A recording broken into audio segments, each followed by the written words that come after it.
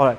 So our next and the most awesome speaker I've spoken to till now on this show is someone I look up to, is someone who's inspired me and who's traveled the length and breadth of the country I don't know how many times. I'd like to welcome our very own Mojo Baba. Thanks, guys. Thank It's you, not Sarat. build up Thanks area, people for are going to be, you know. Mr. Sarat Chinoy, if you guys didn't get Mojo Baba, but he is Mojo Baba. Hey guys, How are you doing, Sarat? How are you doing today? awesome. Yeah? It's just getting colder outside, but It is, apart from right? that, it's all fine. Yeah. Oh, but the weather's been really good for the last couple Yeah, of days. yeah. It's been very accommodative. It I is thought in it's the going to rain real bad and all that stuff, but I think it's okay. Well, luckily, this whole week has got a nice sunny weather forecast going, so works in our favor, huh? Yeah, always. So, Sarat, you've inspired me. A lot of people in this room, a lot of people across the country and across the world also, I'm sure. But at least I don't know much about you, and I'm sure a lot of people here don't know much about you. Could you tell us a little bit about who Sarat is? So, I'm from Cochin, born and brought up there. About 20 years ago, shifted to Bangalore and got onto the rat race of working with corporates and stuff like that, right? And 5-6 years into it, I figured, boss, motorcycling is my calling, and that's where I belong. So every weekend I would plan a short ride around Bangalore, go to Nandi Hills and come back, go to Mysore and come back. And then I figured I need a slightly more longer trip to be done. And then start doing weekends, overnights and stuff like that. And then became a problem with the office wherein you wouldn't get so many leaves, right? So I said, chuck it, let's start shifting teams. So I started jumping teams initially. Then started jumping companies, and finally one final day I said, boss, it's not working out, I need a longer term to travel and stuff. And I think about 6 years ago I quit the job and started traveling, and I've been pretty much living out of the motorcycle over the last 6 years. Wow. That's about it. You're living the dream. For about 6 years out of a motorcycle. I think you're touring 75% of his time. He's on the motorcycle, he's traveling, he's touring. Jealousy is, I'm sure, going You can to always do that. everyone No, here, I think things are much better I right know, now, where you could always yeah. travel out and stuff. Right now things are much better. It was so bad, right? The last couple of months. Getting through that was so difficult. In the last 6 years, I think the last 7 months is where I really got I was forced to take a break, and mom was like, dude, what are you sitting at home? Please head out. Go out She's somewhere. not, gotten used to seeing me for so Right, long. right. And the moment I said I'm heading to Pune, she's like, good, please leave. Please go. I'm sure it's in a healthy way because she understands you love it. Correct, right? because she knows that I like motorcycling, and I'm like being very, I don't do anything Right, else. And right. she's like, please leave. You have been doing too much of Netflix and watching TVs and stuff. Right. Please go. I'm like, okay, cool. Wow. Yeah. So moving on from this orthodox career that you have in IT, you had in IT, into a passion-driven career. How did that happen? How did that step happen? Like, So it was not easy. As always, there is always something that's going to hold you back and slow you down for sure. My motorcycling thing kicks in when I was a young kid. My dad used to like building older motorcycles, like the ESDs, the classics of Javas and stuff, right?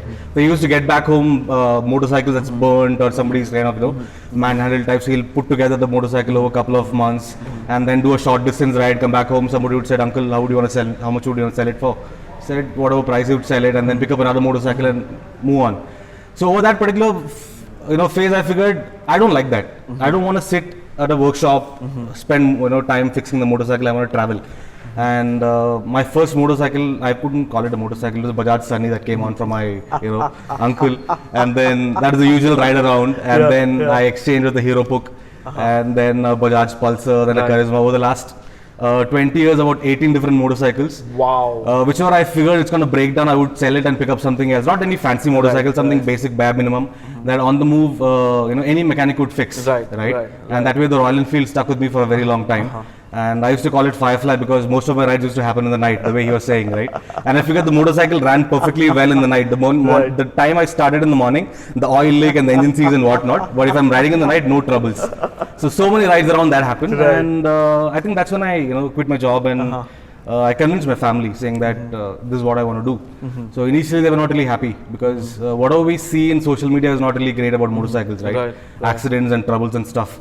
They said, be careful, see how it goes, and maybe a year later come back to work and see something about it. I said, okay. My first trip was Arunachal. That was my life-changing experience that happened around it, and then there was no looking back.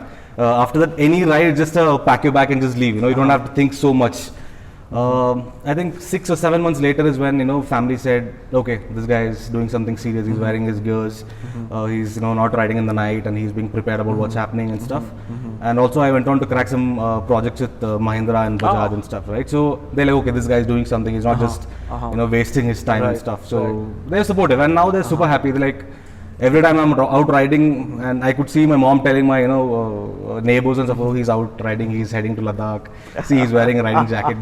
This is how it should be, and make them proud and stuff. So it's been good. I think the amount of dedication, effort you put into it, I think that really clicks everything onto the next level. So you invest into yourself, into your dreams and stuff, and I think things fall in place. Not easily or overnight, but over a period of time, things do. They take their time, I'm sure. So you just mentioned about your first trip to Arunachal. Can you take us on that journey? I really want to hear your first trip. That must have been like an experience, super treasure trove. So I paid my last EMI with IBM, my last loan. I paid my last got my last salary, paid my last EMI, packed my bags, and rode off to Arunachal on my Enfield. And on day 2, my engine seized. I was not even about 600 kilometers from my house, and the engine seized. And whatever I had planned for the whole trip was pretty much spent. Then I had to call my sister and say, Akka, I need some money. So she put some money and then started riding. I had about 20 days to do the ride and come back. I had some. I used to do a bit of wedding photography also that time, So I had a wedding to shoot, a friend's wedding to shoot, so I had to come back. So I had a limited time budget to do it.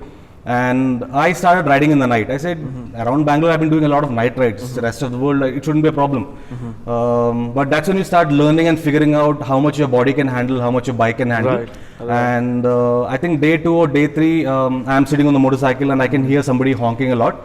And suddenly I wake up. That's when I figure out I am sleep riding the motorcycle, right? Wow. And just as I get up, I see a truck ahead of me carrying all those streets, posts or whatever. I pull towards the left. There is a bus or a car or something like that. He honks. I pull towards the right. And somehow, I think the muscle memory kind of kicked in. It didn't let me go under the bus or the truck. I parked the bike. This guy behind me who was honking, he has been following me for a while. He figured I was like sleeping. He stops, he talks to me and he says, boss, this is how the roads are, be careful. I ordered a chai, it was a khati or whatever. I just went back and slept. I didn't get up for about 6 hours. And that's when I figured out the kind of fatigue that my body had kicked in. Right. And I spoke to a lot of truck drivers there. They said, boss, this is how you have to handle it. And the learning from there has been brilliant. I slept at bus stops, petrol bunks, wherever I felt my body couldn't handle anymore. I just parked the bike and slept. And that's when I realized the kind of luggage that I was carrying was becoming a problem because you don't know what is where. Right? The first trip, saddlebags, tank bag, tail bag. The trouble was too much. So on the 4th or the 5th day, I said, boss, I'm going to get looted somewhere. I don't know what's going to happen. Whatever expensive stuff I felt was important, I put in my tank bag and made my pillow and I used to sleep in the bus stop. This is the days about, I think about 10 years ago, 10 or 9 years ago, where when you're crossing Andhra and you're riding towards Orissa and stuff, you had the borderland problems and stuff. So you couldn't randomly camp or you couldn't randomly stay. And most of the food or stay options were the dhabas. Right. And I think I was riding through one of those winter days and trouble was really bad. I had a problem with the motorcycle. Some random guy came and helped me out. I managed to reach Arunachal and I think it was close to October or something like that. It started snowing out. I don't know how to ride in snow. I see people randomly falling here and there. I see people like, what do I do? Like, tie a rope to your tire. I'm like, okay, tie a rope to your tire. Reduce air pressure, ride. Being Enfield, things started falling out of it. The kicker has fallen off. The handlebar is bent. I said, I'm only prepared to fall, I'm like, I know that it's so much snow that I'm gonna fall. And falling in black ice, it hurts a lot. It hurts your ego and your body so badly that there is no bouncing back to it. You can fall on tarmac, it like, shave off some skin out of it, but here the body just turns pale right there. And you're like, boss, I am a rider. I've been riding in Bangalore for so long, and Nandi Hills is like back of my hand. Arunachal is nothing. But then when you start falling is when you realize, boss, what have you learned so many years is nothing, right? It's nothing, And managed to reach, crossed apna Sela Pass. That's one of the beautiful places across the world. Crossed Sela Pass. That's about 4.5 kilometers of black ice that I crossed. Wow. And as I crossed this place, I stopped at one of the places to stay. I had run out of money. So, cash is there in the account, but I don't have hard cash. I said, Auntie, sorry, Didi, do you have any ATMs around? She said, हाँ, आगे ATM है, ठीक है. So there you get those any normal shops. You could get alcohol also. It was too cold. I picked up a bottle of rum, picked up some chips, ordered some dinner, slept. I'm like, I don't have money, but ATM is there. Went in the morning, swiped my card is not working. It's an SBI ATM and mine is I think Kotak. It has 6 pins or some stuff problem there. I'm like, shit, she's gonna kick my ass now. So tried couple of things, nothing working. I can't call my friend, no phone network. Came back and I said, Didi, I only have $600 with me. I owe you $1,400. The card is not working. Chalega na. I'm like, what do you mean by chalega? I'm like, you're not used to it, right? So I said, Didi, I will pay you 500 now. The rest I will come back and pay you. Chalega. I'm like, I don't know what the chalega means because coming from Bangalore, it's not easy. You have a chai, you pay him 2 rupees less. He's like, boss, whatever you're wearing, just keep it here and go. You know, like that's how people are. They don't care. I said, Didi, come karta hu. I'll pay you $400 because as I go ahead, if in case something goes wrong, I don't have money for it. आप एक काम करो पूरा पैसा लेके जाओ. When you come back, you pay it. I'm like, shit. I said, I'm telling her, Didi, I will come back and pay. She's like, no problem. And she started, cleaning, brooming or whatever. I'm like, boss, her brother or somebody's gonna come, kick me out or whatever. Shit is gonna happen. I'm like, Didi, मैं क्या करूँ? Like, जाओ, no problem. And I'm like, I'm not able to, accept that stuff. He went to Tawang and figured out most of the ATMs are trouble and the ATMs are not working. Some trouble like that. All that figured out. Managed to withdraw some money. Came back, I gave to her. Didn't bother. They just went around with their own life, and for them, money didn't matter. For them, people value is what really mattered. Right. And similar experience happened to me further ahead also, and that kind of left a mark in my mind, saying that, boss, if you have people values and you respect that, things are going to get better. How much of money you have in the bank account is only going to take you so far. Right. And over the last 6 years, the kind of experience has been so much. Every time I start my trip, I'm like, boss, things are going to be fine. Start with a positive attitude, and it's been brilliant. And every trip, there is something that I have learned from Arunachal that kicks back and say, boss, you have learned it that time, you had forgotten it. Now struggle for it again. And the last 2 years, I've come down cutting down my luggage so much that it's a duffel bag or max to max a tank bag, and makes me go wherever. Travel lighter. Yeah, travel lighter. So you stop somewhere, just remove the duffel bag or whatever you want to sleep on a bus stop, just make it a pillow and sleep, and it goes on fine. And it's been fun. Yeah, right. Must have been quite an epic space, Being such polar opposite spaces for yourself, and I'm sure in nostalgic moments you must be thinking, I used to go to office, on a bike, and now I'm in the middle of nowhere on a bike, and it's one of the most beautiful feelings. Yeah, absolutely. Talking about moving to a passionate career, how did your family and friends react to this? Was there any drastic? So people started pulling back a bit. Family was always there. I started growing my beard, and my relatives are like, what happened? Breakup, Devdas ban gaya, to kuch problem hai. And there are a couple of my uncles like, let's come talk. I will get you married, and whatever. I said, I'm fine. I'm liking it. I'm living out of it, and I'm comfortable about it. No, we need to talk. And I think next month, one of our youngest cousin, the whole generation, he's getting married. So even more tensed out. Like, dude, something is wrong. Come, let's meet, let's talk. And friends, I think a lot of friends fell off from the list. I stopped keeping in touch with them. And people who really mattered are part of it. So I have some good friends across the country whom I ensure to meet, like in Delhi, in Bombay, Pune, and a bit of in Kerala, and a bit of in Arunachal. And most of them are motorcycle, passionate guys. And these are the guys who felt they wanted to try something, they couldn't. They said, we couldn't. But if you land up in Bangalore or Delhi or Bombay, we are here to help you out in whatever it is.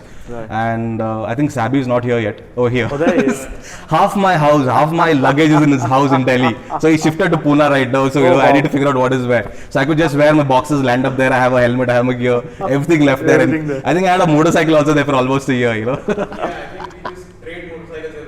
Yeah, so I was doing a lot of rides to Ladakh. I started organizing motorcycle trips also. So I figured rather than sending motorcycles here and there, keep one there, and that way a lot of good friends have been supportive. Small amount of family still around who are passionate about. I mean, we're still not used to a life like this. Yes. In other countries, people are like, people are traveling, living a lot of things. So in India, it's still not there. So that's a tough thing that it's going to take some more time. It's an up-and-coming space, for the previous generation to accept, and even us to accept completely. Correct. It takes a while. We've been hammered with this whole thing, of having an orthodox space, haven't we? Like, at least our generation has been really hammered with that. You must have a job, you must do this, you must do that. There is a standard flow that you have to maintain, otherwise you don't belong. Exactly. It's like, where are you in the big scheme of things? But it's not required, is it? And rather, you just make your own way. Why do you want to follow someone else's? So many have been down there. Absolutely. So last bit, you've been traveling extensively for the last 6-7 years. Is there something you'd like to leave us with? I'm sure you have so much experience and advice to give out. What would that be? 2 things. One is, don't quit your job and start traveling. That's just a fad. One fine day you're going to run out of money and you're going to come back, pick up a job. So plan in such a way that you could travel for a long time. If you can get a job that can help you travel accordingly, nothing like it. Or if you want to take a break, when you're young, go do that. But as you get older, it becomes very tough for you to get back a job. Last 8 months, I've been sitting at home without a work, right? So I've been thinking, should I wait for a bit more or go back to my corporate jobs? But when I think about getting back to a corporate job, it's not an easy thing to get back to, because the 5 years of experience of the break that I've taken, a lot of people are like, I'm not sure if he's going to stay, he's going to quit or whatever. So initial part of your life, if you can, take a small career experience, like 4-5 years of working, make some money, plan your ride ahead, travel, come back, get back to work, and then in between, if you can take a break and do that. But don't quit your job fully unless you have made a lot of money, or you think you can do jobs on the move. There are a lot of jobs that you could do on the move right now. Like the way the COVID has opened up, a lot of people can still work an IT job and still be somewhere in a different part of the world and work, right?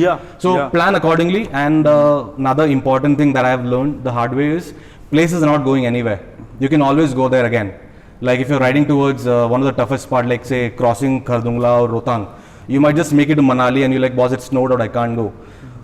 You might be able to ride to the snow and make it, but then the kind of trouble that you're going to bring to yourself and the local is not required at all. You could always enjoy Manali, come back home, and maybe next year or the year after, you could always plan and go ahead.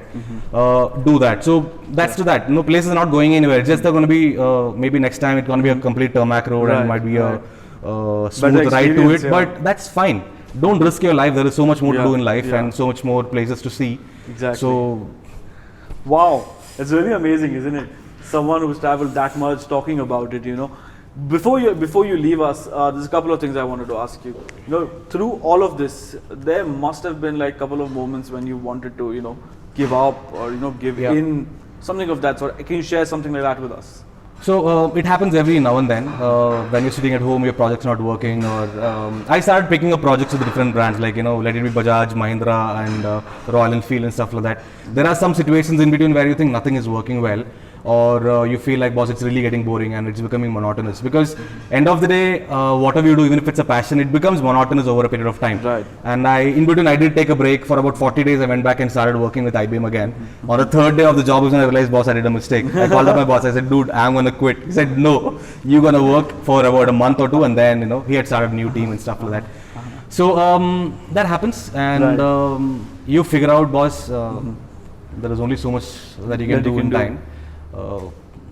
I don't know. So I think my plan for the next 6-7 months is pick up a job that I can stay somewhere and travel and work, or take a break and then go back to the corporate job, work for about another 4-5 years, make some money and then take a break. I'm again in that crossroads right now. I don't know, but moments are there, and tomorrow I might get another project that might work well, and I'll be gone. So I don't know. I don't really have a proper plan or something like that. I'm sure it's better that way. At least it's not paved for you, so you can take it whichever direction you'd like it to. Superb, Yasir. It's been so nice to have you over. Thanks Before you leave for this evening, we have a small segment called the raffle segment. Right? I'm selecting number 2 because I've got the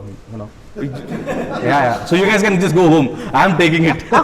You got number 2. I'm so sorry. Okay, but anyways, if we had to do on a more serious note, I'm just going to reach out to this one. There. Sabhi, tera number kya hai? So, Sar's going to pick out a number here, and whoever has the raffle with the same number is going to get a very small gift from us. And we hope it's everybody, but only one can win. Done. Okay.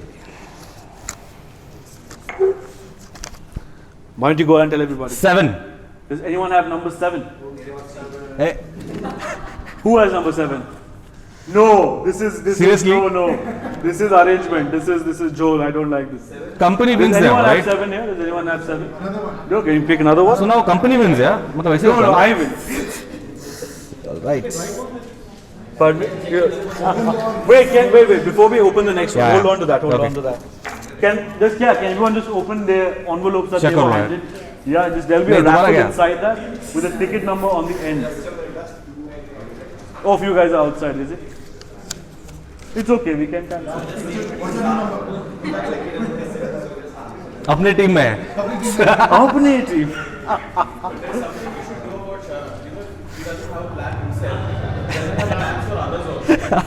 One fine day, he calls you up and he's like, "तू अरुणाचल जाएगा क्या?" And he's like, हाँ, okay, चलेगा. 45 days का है. You go and do a recce. He's like, कब जाने का है? Tomorrow morning 5 o'clock. Oh wow. So this was few years ago when I had a project. I finished, Right. came back home. 2 days later, I get a call like, "Kahan pe are you in Arunachal?" I said, "No, I'm back in Bangalore. Do you want to go back?" I said, "No, I'm not going now." He said, "There is some project you want to do." I said, "Okay, first." Sabi jayega. He's like, "Haan, done." So even he was in between jobs then. Oh, wow. So he's like, "Why not?"